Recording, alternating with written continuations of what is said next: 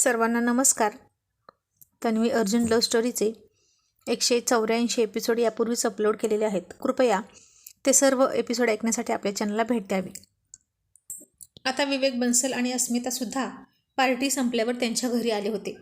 अस्मिता खुश झाली होती आणि हसत हसत गाणं गुणगुणत होती आणि तो आत आला. तसा तिला हसताना पाहून तो खूप चिडला आणि त्यानं त्याचं ब्लेझर काढून फेकून दिलं आणि कमरेचा बेल्ट हातात घेऊन तिला दाखवला. तशी ती फार घाबरली आणि तो म्हणाला, खूप मजा येते का? खूप हसायला येते तुला? माझ्यावर हसतेस तू? ती घाबरून म्हणाली, नाही नाही, मी तुला नव्हते हसत. मग त्यानं तिला सोडली आणि रागानं सगळ्या वस्तू फेकून देत होता. सगळं अस्ताव्यस्त करून टाकत होता.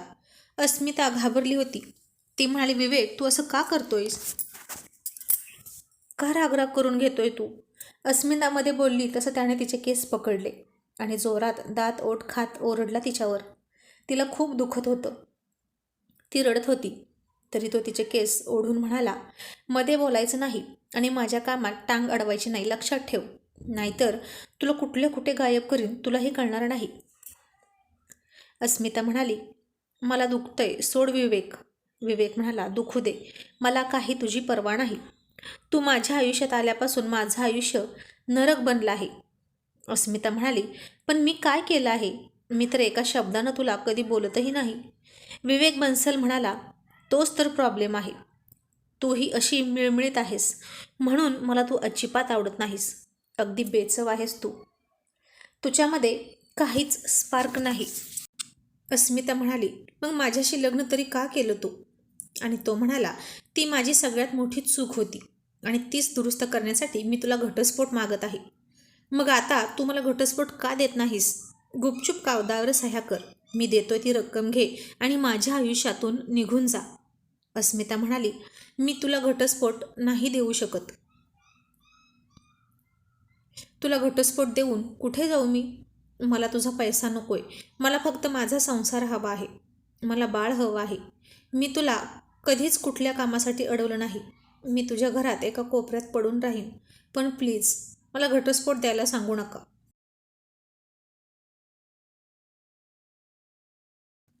आता विवेकनं तिला बेडवर ढकलली आणि म्हणाला, मूर्ख कुठली. हेच तुझं सारखं मुळू रडणं मला आवडत नाही. ती तन्वी बघ कशी डॅशिंग राहते. ती सुद्धा साडीत होती आणि तू सुद्धा साडीत होतीस. पण तू कशी घातली होती साडी? ही काही स्टाईल आहे का तुझी साडी घालण्याची? आणि तिची साडी नेसण्याची स्टाईल बघ. आणि चॉईस बघितलंस का तुझा? किती खराब आहे. आणि काय ते तुझं चालणं, पायात पाय अडकल्यासारखं. आणि तन्वी बघ किती कॉन्फिडंट होती चालताना. आणि कसलं तुझं बोलणं, काय ते हसणं. तन्वीची चाल पाहिलीस का कशी असते? कॉन्फिडंट. आणि तू मात्र अशी लूज कॅरेक्टर असल्यासारखी चालतेस, घाबरत. आता विवेक तन्वीची आणि तिची बराबरी करत होता आणि म्हणाला, आणि डोळे बघ तुझे, त्या डोळ्यांमध्ये कसलीच चमक दिसत नाही. मला तुझ्या डोळ्यात कधीच प्रेम दिसत नाही.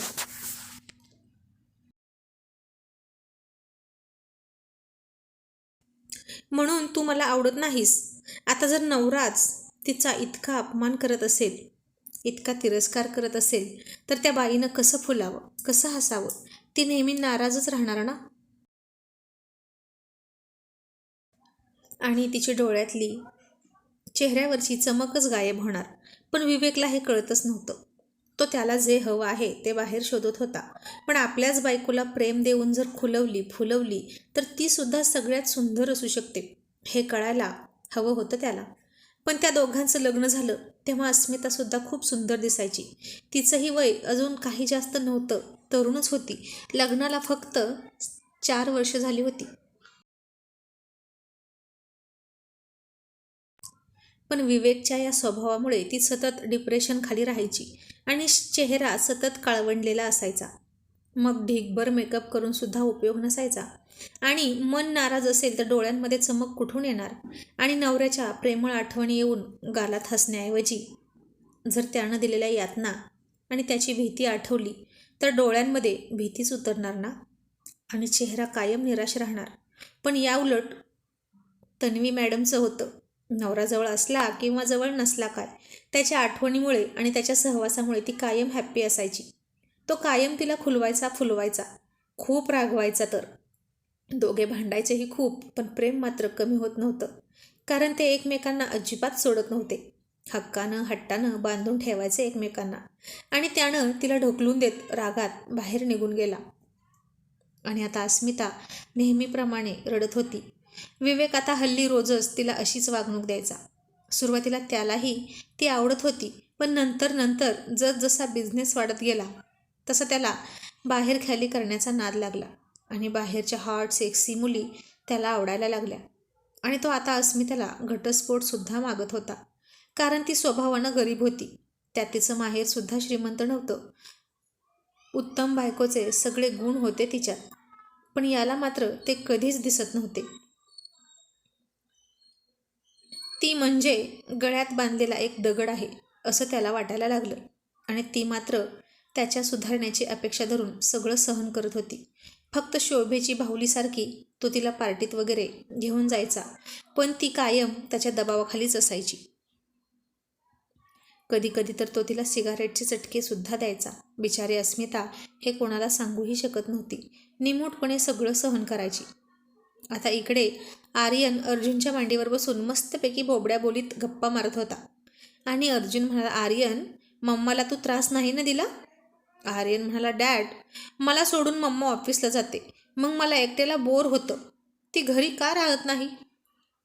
हे ऐकून अर्जुन गप्प बसला. मग आर्यन म्हणाला, पिहू आणि स्वीटीची मम्मा कशी त्यांच्याजवळ राहते, तशी माझी मम्मा माझ्याजवळ का नसते दिवसभर?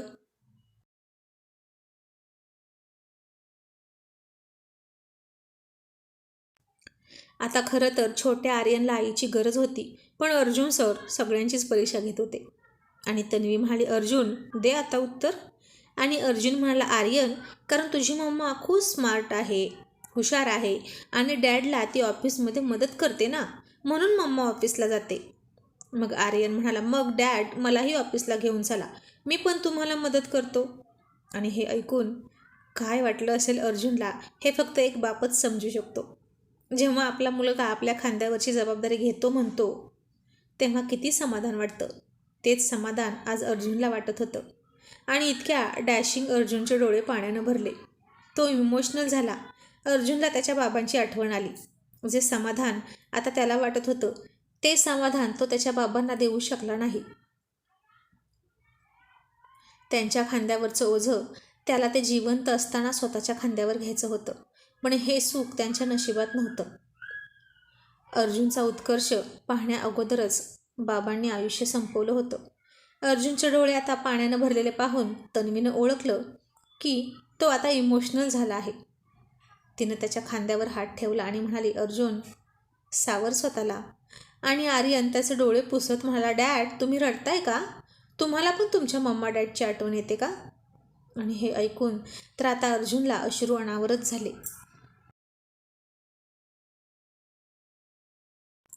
त्यानं आर्यनला मांडीवरून खाली उतरला आणि बाथरूममध्ये गेला. तिथे थोडा वेळ रडला आणि स्वतःच्या भावनांना आवर घालून पुन्हा परत आला. छोटा आर्यन गोंधळला अर्जुनच्या अशा वागण्यानं आणि तो म्हणाला, मम्मा, डॅड कुठे गेले? माझ्यावर रागवले का ते? तन्वी म्हणाली, नाही आर्यन, डॅड थोडे सॅड आहेत ना, म्हणून ते तिकडे गेलेत.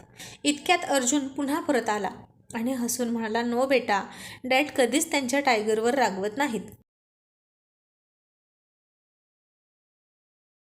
कारण डॅड त्यांच्या आर्यनवर खूप प्रेम करतात. असं म्हणून अर्जुननं आर्यनच्या गालावर पप्पी घेतली. तसा आर्यन उठला आणि त्याने तन्वीच्या गालावर पप्पी दिली आणि तिला म्हणाला, मम्मा, आता तू ना एक किशी दे डॅडना. मला देते तशी प्यारवाली. डॅड सॅड आहेत ना, तू तुझी मॅजिक किशी दिली की मग डॅड लगेच हॅप्पी होतील. आणि आता तन्वी अर्जुन दोघे हसत होते आर्यनच्या या बालिशपणावर.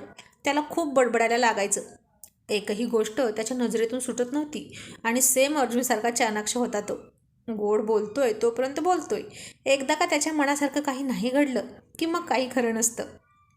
आणि मग अर्जुन खट्याळपणा करत म्हणाला, मम्मा, आर्यन आता काय म्हणाला तू ऐकलं नाहीस का? दे ना एक मॅजिक किशी. तशी तन्वी त्याच्याकडे हसून बघत म्हणाली, डॅड, आता तुम्ही लहान नाही, कळलं? मी तुम्हाला काहीही देणार नाही. आणि अर्जुन म्हणाला, आर्यन बेबी, मम्मी मला किशी देत नाही. सांग ना मग मला द्यायला, नाहीतर डॅड पुन्हा सॅड होतील. आणि आता आर्यन बेडवर उठून उभा राहिला आणि कमरेवर हात देऊनच म्हणाला, मम्मा आत्ताच्या आता डॅडना एक किशी दे, नाहीतर मी तुझ्याशी कट्टी करेन. तन्वी म्हणाली, ओके ओके बाबा देते, हे घे. असं म्हणून तन्वी अर्जुनच्या गालावर तिचे ओठ टेकवायला गेली आणि अर्जुनने पुन्हा चावटपणा करत गालाऐवजी त्याचे ओठच तिच्यासमोर दिले. आणि तन्वी आणि अर्जुनचा ओठांचा ओठांना टच होऊन किस झाला. तसं तिनं त्याच्याकडे हसून पाहिलं आणि अर्जुननं तिला डोळा मारला. मग आर्यन म्हणाला, आता तुम्ही हॅप्पी आहात ना डॅड? आणि अर्जुन आर्यनला घट्ट मिठी मारत म्हणाला, यस माय बॉय, खूप खूप हॅप्पी आहे मी. आर्यन म्हणाला, मग आता तुम्ही जाणार नाही ना कुठे मला सोडून? तुम्हाला मी खूप मिस केलं. अर्जुन म्हणाला, आर्यन बेबी, आता जोपर्यंत मला कोणी बोलवत नाही तोपर्यंत मी कुठेच नाही जाणार, तुझ्यापाशीच आहे. मग तन्वी म्हणाली, अर्जुन तू आज ऑफिसला येऊच नको, आराम कर आणि आर्यनला सुद्धा बरं वाटेल. अर्जुन म्हणाला, नाही तनू, आता उलट मला घरी बसून चालणारच नाही. तो असं म्हणाला आणि तन्वी म्हणाली, म्हणजे तुला म्हणायचं आहे काय? अर्जुन म्हणाला, आर्यन बेबी तू जा आणि स्वीटी उठली का बघ आणि तिच्यासोबत खेळ. आणि मग आर्यन म्हणाला, हो डॅड, आता मी सगळ्यांना सांगणार आहे की तुम्ही आला आहात घरी. असं म्हणून तो पळाला आणि रस्त्यात त्याला पहिल्यांदा भेटली त्याची केअरटेकर. आणि तिथपासूनच त्यानं सगळ्या नोकरांसह सांगायला सुरुवात केली की माझे डॅड परत आलेत. आणि आता अर्जुन तिला म्हणाला, तनू तू रात्री खरंच डान्स करणार होतीस? विवेक बन्सलच्या हातात हात देऊन. आता अर्जुननं डायरेक्ट मुद्द्यालाच हात घातला आणि त्याच्या या प्रश्नाची तिला कसलीच अपेक्षा नव्हती. आणि तन्वी थोडीशी आतून घाबरली म्हणण्यापेक्षा हादरलीच. अर्जुन तिच्याकडे तसाच एकटक बघत होता आणि ती नर्वस होऊन म्हणाली, नाही अर्जुन, अरे मी तर फक्त. आणि अर्जुननं तिला हातानेच अडवली आणि म्हणाला, स्टॉप तन्वी, मला काहीच स्पष्टीकरण ऐकायचं नाही. मी माझ्या डोळ्यानं सगळं पाहिलं आहे की तू त्याच्या हातात हात देऊन डान्स करणारच होती. आता तन्वीला प्रश्न पडला की अर्जुननं हे सगळं खरंच पाहिलं आहे का त्यानं कुठून पाहिलं असेल. आणि जरी पाहिलं असेल तरी ते पूर्ण खरं नव्हतं. आणि ती पुन्हा म्हणाली, अर्जुन बेबी, मला तुझी शपथ घातली होती त्यानं, आणि तुला माहीत आहे ना तुझी शपथ मी मोडू शकत नाही. अर्जुन म्हणाला, हो का? मग तुला माझी शपथ घालून उद्या कोणी काहीही करायला सांगेल, मग तू ते करशील? सांग तन्वी, करशील का तू ते? उद्या कोणीतरी तुला माझी शपथ घालून माझ्यावरच गन चालवण्यासाठी सांगेल, माझा जीव घ्यायला सांगतील, मग तू चालवशील का माझ्यावर गन? घेशील का माझा जीव?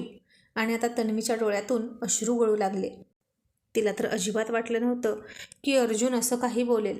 आणि म्हणाली, अर्जुन मी असं करेल का? तुला चांगलंच माहीत आहे मी असं काहीही करणार नाही. अर्जुन खोचकपणे म्हणाला, अगं पण माझ्या शपथेचं काय? ती तर तू मोडणार नाहीस ना? आणि आता तन्वीकडे काहीच उत्तर नव्हतं. तो म्हणाला, तन्वी मला माहीत आहे की तू अशी कोणाच्याही हातात हात देणार नाहीस. तन्वी रडत म्हणाली, तुला माहीत आहे ना, मग तरी तू मला असं का विचारलं?